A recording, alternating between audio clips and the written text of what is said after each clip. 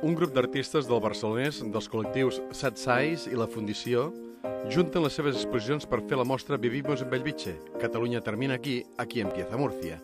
Un viatge que comença el 1965 amb la creació d'uns blocs de pisos.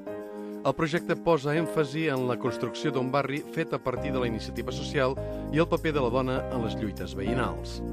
Bellvitge va néixer com un barri d'edificació ràpida dissenyat pel franquisme, on els blocs encaixaven com peces d'un puzzle. Gràcies als veïns, al llarg dels anys s'ha convertit en un dels barris amb més serveis de l'Hospitalet. L'exposició vol fer un recull de la memòria històrica i el paper de la dona. L'imaginari de la memòria d'un barri obrer com Bellvitge a vegades està molt condicionat per un discurs patriarcal. Hi ha com tota una visió que no es veu, no? El treball domèstic que hi havia a les cases, el paper de les dones. Cada peça està lligada amb uns fils amb les altres obres com a símbol, perquè el que construeix la identitat de Bellvitge és la comunitat.